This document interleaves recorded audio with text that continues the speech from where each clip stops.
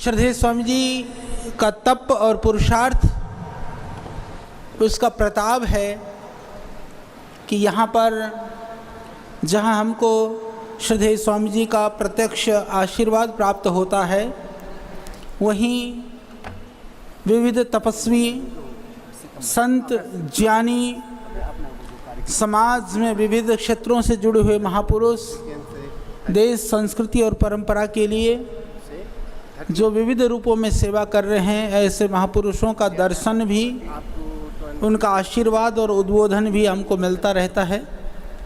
तो आज हमारा सौभाग्य है कि हमारे बीच में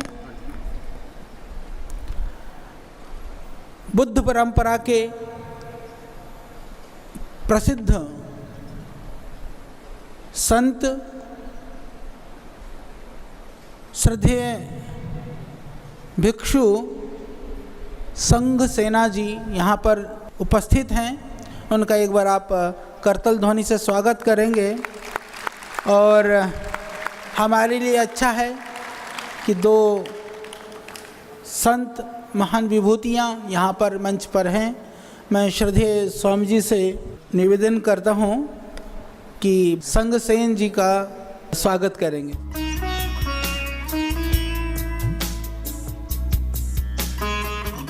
आप सभी युवा हैं, थोड़े से भूतपूर्व हैं, बाकी सब वर्तमान हैं। जीवन में आपको बहुत कुछ करना है, बहुत सारे क्षेत्रों में आपको आगे बढ़ना है। जीवन में आगे बढ़ने के लिए, कुछ करने के लिए जो आपका विचार है, जो आपकी जो सोच है, उसको शक्ति देने का काम, उसको दृढ़ करने का काम, उसको परिष्कृत करने का काम, उसको सुसंस्कृत करने का काम, उसको और भी दिव्य और भव्य बनाने का कार्य श्रद्धेय स्वामी जी के द्वारा किया जा रहा है।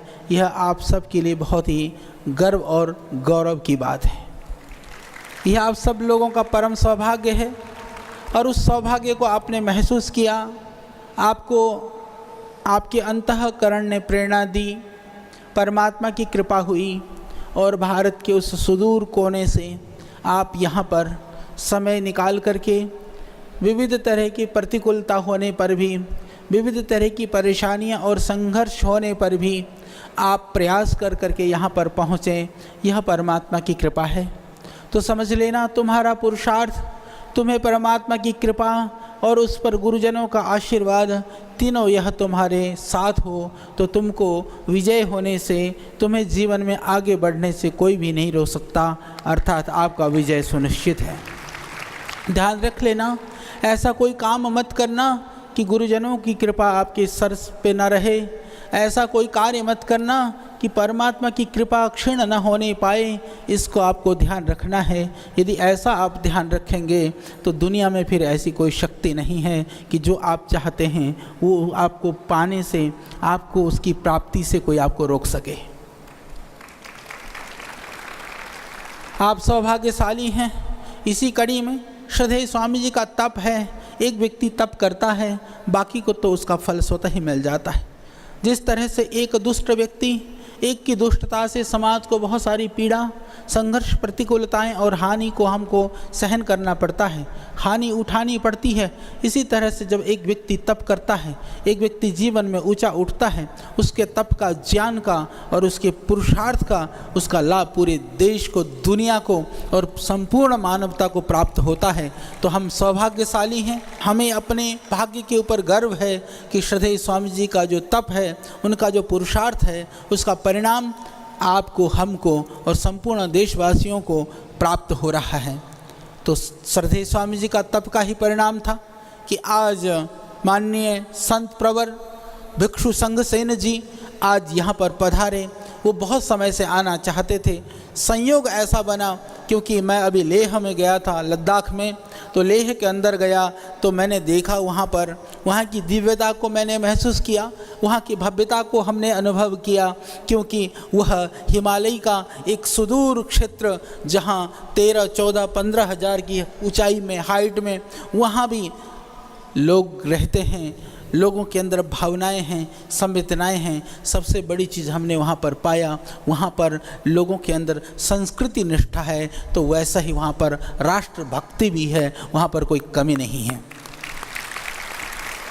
श्रद्धेय भिक्षु जी, क्योंकि वो वहीं से ही हैं, मूलतः भगवान ने उसी क्षेत्र में, उसी हिमालय की चोटियों में पूर्व जन्म के पुण्य प्रताप स्वरूप वहाँ पर जन्म दिया और उसका ही प्रताप था। वहाँ पर आप वहीं से ही सेना के क्षेत्र में सेवा के लिए गए, वहाँ पर सेवाएं दी, माँ भारती की सेवा की, राष्ट्र के लिए सेवा की। उसके बाद में माँ भारती की सेवा को और व्यापकता के साथ करने के लिए, लोगों के जीवन में संस्कार और शिक्षा को भरने के लिए जो सांस्कृतिक विमुखता है उससे लोगों को हटा करके सांस्कृतिक परंपराओं से जोड़ने के लिए महाराज जी स्वयं भिक्षु बन करके अब उस अभियान को आगे बढ़ा रहे हैं। और हमारे लिए खुशी की बात यह है कि जब मैं लेह पर गया, पहुंचा, तो महाराज जी ने सबसे पहले यही शब्द कहा मुझे, वो शब्द बहुत स्मरण है। बोले, मैं मिलना तो बहुत चाहता था, पतंजलि योगपीठ भी मुझे जाना था, स्वामी जी से भी मिलना था, आपसे भी मिलना था, आप आए। क्योंकि पहले जब मैं इनके आश्रम में घुसा, बहुत बड़ा परिसर है, बिल्कुल हिमालय का रेगिस्तान है, हालांकि आपने प्रयास किया उसको हरा भरा करने का, तो मैं इनकी गतिविधियां देख रहा था। उस हिमालय की चोटी पर भी वो कौन सा महामानव है जिसने वहाँ पर वृद्धाश्रम खोला हुआ है। जो बहुत गरीब वृद्ध हैं, जिनके पास साधन नहीं है, उनके लिए वृद्धाश्रम की व्यवस्था की गई है, हॉस्पिटल की व्यवस्था वहाँ पर की हुई है, बच्चों के लिए 400-500 बच्चे पढ़ते हैं, उनके लिए निःशुल्क शिक्षण की व्यवस्था है। उन सबको मैं देख रहा था। वहाँ पर जो कार्यकर्ता हैं, महाराज जी के सेवक लोग थे, बड़े अच्छी सेवा वो दे रहे हैं। तो वो हमको घुमा रहे थे, वो भ्रमण कराते कराते फिर कहने लगे कि हम आपको गुरुजी से मिलाएंगे।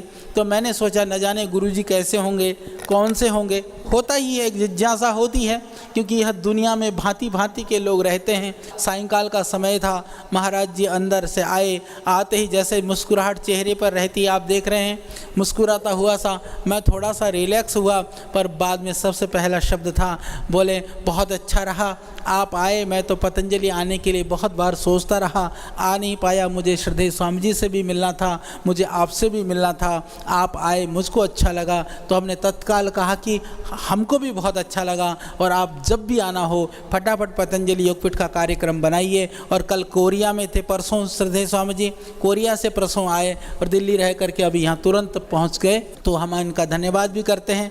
अब लेह लद्दाख के लिए एक शिविर का प्रोग्राम भी बन रहा है, और हमारे लिए खुशी की बात यह है कि श्रद्धेय स्वामी जी का जो भिक्षु जी का जो वहाँ पर जो आश्रम है, उसमें जो हर्बल गार्डन है, मैं देख करके आया।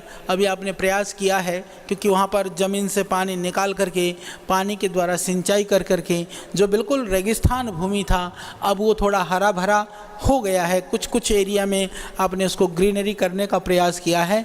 तो उस क्षेत्र में जितनी भी जड़ी बूटियाँ, वनस्पतियाँ पाई जाती हैं, उन वनस्पतियों को इकट्ठा कर करके वहाँ लगाने के लिए वहाँ लोग देख सकें, दूर से लोग जा कर के उसको जड़ी बूटियों की दिव्यता को अनुभव कर सकें। और कुछ ऐसी जड़ी बूटियाँ जो वहाँ पर हम बड़े स्तर पर उसको एक तरह से कल्टीवेशन लेवल पर किसान लोग खेती के रूप में या कॉमर्शियल लेवल पर यदि उगा सकते हैं, तो उन जड़ी बूटियों के लिए भी वहाँ पर एक महाअभियान पतंजलि और महाबोधि जो इंटरनेशनल संस्थान है, जो भिक्षु जी चलाते हैं, दोनों मिल करके उस कार्य को आगे बढ़ाएंगे। तो यह भी पतंजलि योगपीठ के लिए, और मैं कहता हूँ कि वह सुदूर लेह लद्दाख के भाई बहनों के लिए भी ये एक सुंदर अभियान, एक नया अभियान प्रारंभ होगा। इसके अतिरिक्त तो वहाँ पर जैसे अभी हम गए थे, ये मैं आप लोगों की जानकारी के लिए बता दूं, वहाँ जो सिविलियन हैं, जो आम जो जनता वहाँ पर रहती है, एक तरह से वो सभी लोग भी देश की रक्षा कर रहे हैं। हमारे सैनिक भाई लोग वहाँ पर सीमा में रह करके उन सर्दी में, वो तप में, बर्फ़ में, वहाँ पर वो बर्फीली चोटियों में रह करके जहाँ माँ भारती की रक्षा कर रहे हैं, उसके लिए हमें उनके प्रति बहुत गर्व और गौरव का भाव है। इसी तरह से वहाँ के लोग भी वो 13, 14, 15 हज़ार की हाइट पर उन ऊंचाइयों में रह करके, उन बर्फीली चोटियों में न वहाँ खाने को भोजन है, न जल है। किसी तरह से जीवन का निर्वहन करते हुए भी राष्ट्रभक्ति की जो जज्बा है उनके अंदर, राष्ट्रवाद की जो अखंड धारा है उसको बहा करके रखते हैं। इसके लिए निश्चित रूप से लेह लद्दाख के लोगों को भी हमको जो है उनके प्रति गर्व का भाव और उनके प्रति हमारी भावनात्मक रूप से नमन का भाव होना चाहिए।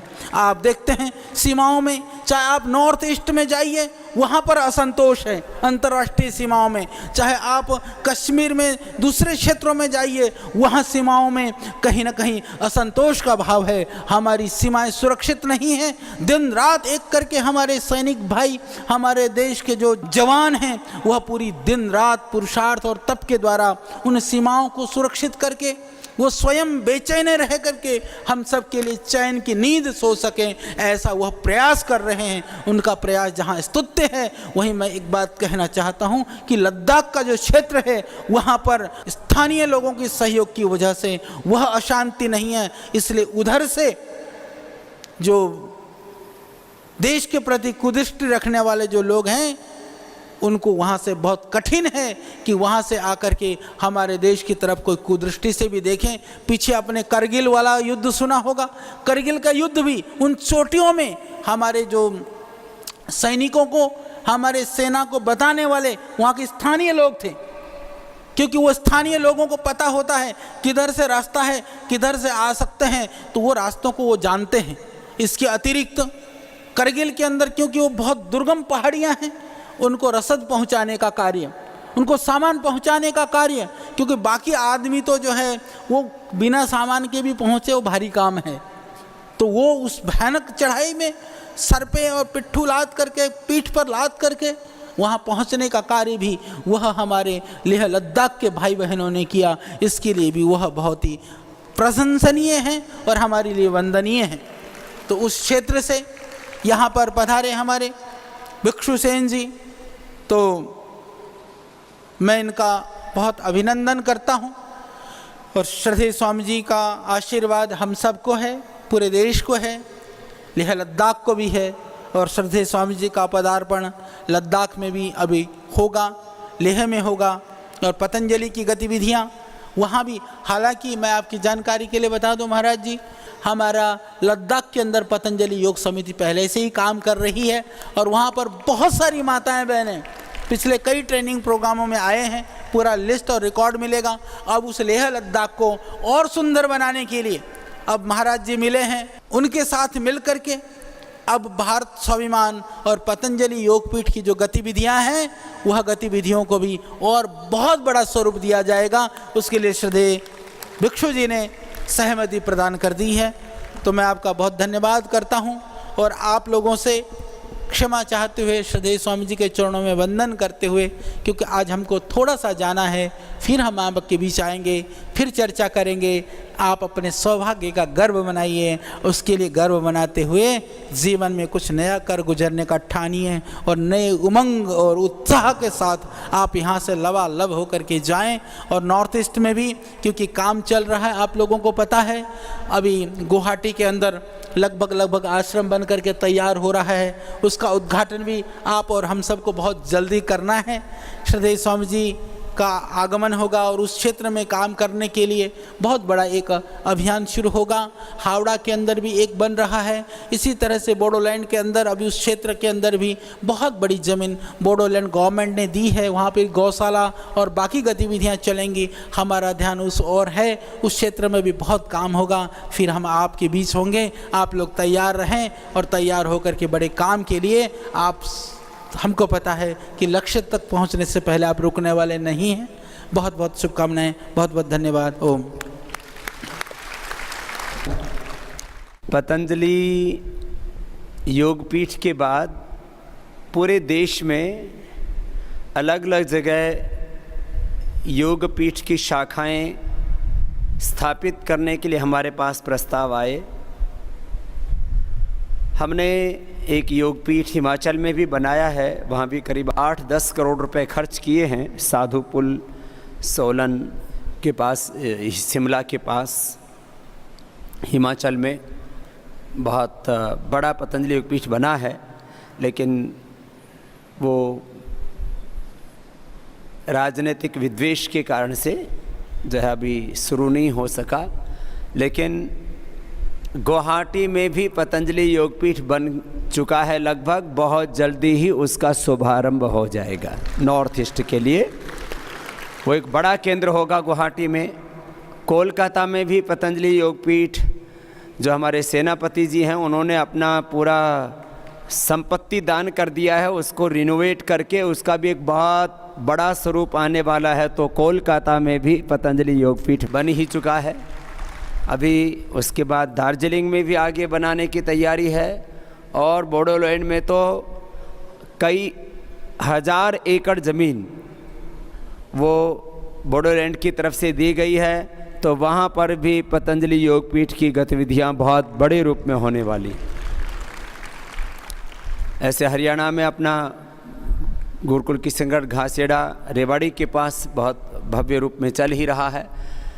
अभी करीब 1000 स्थानों से हमारे पास में आचार्य कुलम और पतंजलि योगपीठ की शाखाएं खोलने का प्रस्ताव है।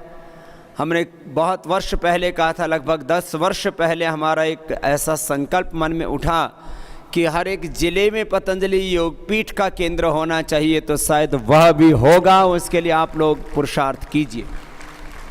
इस दिशा में सारे कार्य चल रहे हैं। हम अभी आगे आचार्य कुलम का बहुत भव्य और दिव्य स्वरूप आपके सामने लेकर के आएंगे। उसके लिए एक पूरी हमने कार्य योजना तैयार कर दी है। अभी इसी महीने हम मोदी जी से दोबारा मिलने वाले हैं। पहले हम मिल चुके हैं और उन्होंने आचार्य कुलम के लिए, जैसे अलग अलग स्टेट बोर्ड हैं और सेंट्रल बोर्ड हैं, एक अलग से एजुकेशनल बोर्ड के लिए उन्होंने प्रिंसिपली हमें एग्री कर दिया है। हम एक बहुत बड़ी व्यवस्था शिक्षा के क्षेत्र में खड़ी कर पाएंगे। मैकाले की शिक्षा पद्धति का भारतीय संस्करण क्या होगा? स्वदेशी शिक्षा व्यवस्था, हमारी वैदिक शिक्षा व्यवस्था, माने आधुनिक शिक्षा के साथ वैदिक शिक्षा और संस्कार, आध्यात्मिकता, हम अपने बच्चों के अंदर ऐसे विचार और संस्कार भरें जिससे वो पूरे विश्व में साइंस में, टेक्नोलॉजी में, प्रॉस्पेरिटी में, लीडरशिप में, कंप्यूटर में, लैंग्वेजेस में, माने जो स्किल्स हैं उनमें, लैंग्वेज में, साइंस, टेक्नोलॉजी, कंप्यूटर, सब क्षेत्रों में वो दुनिया में सबसे अग्रणी हो। लेकिन इससे बड़ी बात, वो चरित्र में भी सबसे ऊंचे हों, पवित्र हों। उसके लिए एक बहुत बड़ी व्यवस्था शिक्षा के क्षेत्र में भी खड़ी होगी, उसका भी लाभ आपको होगा। इसके लिए हमें हजारों युवक युवतियों की आवश्यकता है जो अपना पूरा जीवन इस काम के लिए अर्पित कर दें, क्योंकि हम आने वाले 25-50 वर्षों में एक ऐसा भारत गढ़ना चाहते हैं जो 2050 तक पहुंचते पहुंचते पूरा विश्व का नेतृत्व करने में समर्थ हो जाए, और आने वाले 500 नहीं 5000 वर्षों तक भारत की ये आध्यात्मिक शक्ति अक्षुण्ण रहे। और आध्यात्मिक शक्ति के साथ भारत भौतिक समृद्धि के शिखर को भी, परम वैभवशाली भारत हम बनाएं, ऐसा कुछ करके दिखाएं। उसके लिए अभी बहुत काम करना है। तो आज जैसा श्रद्धेय आचार्य श्री ने कहा, लेह लद्दाख हमारा भारत माता का मुकुट है वो, और वो हिमालय का बहुत ऊंचा अक्षौर है। करीब 17-18 हज़ार फीट पर हमारे सैनिक वहाँ पर रहते हैं। लेह लद्दाख का जो क्षेत्र है वो भी 11,500 फीट की ऊंचाई पर है। दिल्ली से 1 घंटे की फ़्लाइट है, ज़्यादा दूर नहीं है फ्लाइट से। ऐसे रोड से जाएं तो बहुत समय लगता है, लेकिन दिल्ली से फ़्लाइट से 1 घंटे का रास्ता है। अभी हम 3 जगह हिंदुस्तान में नहीं जा पाए थे, बाकी तो लगभग पूरा हिंदुस्तान, पूर्व, पश्चिम, उत्तर, दक्षिण हम गए हैं। एक अंडमान निकोबार, दूसरा लक्षद्वीप और तीसरा लेह लद्दाख। तो हम अंडमान निकोबार में भी बहुत आमंत्रण है, तो बहुत जल्दी हम अंडमान निकोबार में भी आएंगे। आचार्य श्री लक्षद्वीप जा चुके हैं, हम भी वहाँ पर भी जाएंगे। और अभी हमने महाराज श्री ने निवेदन किया कि लेह लद्दाख में एक बहुत बड़ा आयोजन भी स्वामी जी करना चाहते हैं। तो 22 अगस्त से 27 अगस्त तक इस साल हम लेह लद्दाख रहेंगे, ऐसा हमने विचार किया है। तो आप लोग जो भी लेह लद्दाख फिर जाना चाहेंगे, जिनकी इच्छा होगी, दिल्ली से रेगुलर फ़्लाइट करीब 5 फ़्लाइट जाती हैं और संख्या ज़्यादा होगी तो उनको स्पेशल चार्टर्ड करके हम लेह लद्दाख लेकर के चले जाएंगे और वहाँ पर सब व्यवस्था होगी। जो भी ऐसा जाना चाहेंगे उनके लिए इस तरह का एक अवसर होगा। तो वहाँ पर योग का कार्यक्रम होगा, पूरा हिमालय का दर्शन होगा और बौद्धों की बहुत बड़ी संख्या है वहाँ पर। इस बार तो बीजेपी ने वहाँ पर सीट जीती है लेह लद्दाख की 1 वोट से, शायद 1 वोट से इस बार बीजेपी का ही सांसद लेह लद्दाख से है जो मोदी की सरकार में है। वो भी मुझसे आकर के मिले थे। खैर वहाँ के सांसद भी, ये हमारे श्रद्धेय पूज्य संघसेन स्वामी जी महाराज जो बौद्ध परंपरा में हैं, वह बहुत सेवा कर रहे हैं और वह मेडिटेशन, योग और मेडिटेशन सेंटर भी चलाते हैं। ऐसे बौद्ध परंपरा में विपश्यना ध्यान की एक बहुत श्रेष्ठ प्रक्रिया है और क्योंकि ध्यान का बहुत गहरा अभ्यास भगवान बुद्ध की परंपरा में, स्वयं भगवान बुद्ध भी बहुत गहरा ध्यान का अभ्यास करते थे। और योग और ध्यान ये तो कोई 2 अलग तत्व हैं ही नहीं, एक ही तत्व है ये। तो आसन, प्राणायाम, ध्यान और योग की सारी परंपरा को वहाँ महाबोधि योग सेंटर में पूज्य स्वामी जी महाराज संचालित कर रहे हैं। उसको और दिव्य भव्य रूप देंगे। और आज स्वामी जी महाराज पहली बार पतंजलि योगपीठ आए हैं, तो एक बार पूरे पतंजलि योगपीठ परिवार की ओर से हमारे बौद्ध भिक्षु संघसेन जी महाराज जी का पुनः बहुत बहुत अभिनंदन। हमारे बौद्ध परंपरा के बहुत से साधु संत महात्मा जिनको लामाज बोलते हैं, भिक्षु बोलते हैं, पूज्य दलाई लामा जी से लेकर के यहाँ के पतंजलि योगपीठ के उद्घाटन पर पूज्य दलाई लामा जी ने उद्घाटन किया यहाँ अपने कर कमलों से पतंजलि योगपीठ के 2वें चरण का। तो पूज्य दलाई लामा जी से लेकर के हमारे अनेक लामाज भिक्षुक हमारे इस परिसर में आ चुके हैं और हमारी तो सबकी एक ही परंपरा है, एक ही मिट्टी है, एक ही संस्कृति है, एक ही हमारा ध्येय है। हम सब एकत्व के उपासक हैं। तो मैं परम पूज्य श्रद्धेय भिक्षु का संघसेन जी महाराज जी से प्रार्थना करूंगा, आप सबको अपने आशीषों से, अपने आशीर्वादों से, अपने ब्लेसिंग्स से हम सबको कृतार्थ करें, अभिषिक्त करें। श्रद्धेय हमारे बौद्ध भिक्षु संघसेन जी महाराज।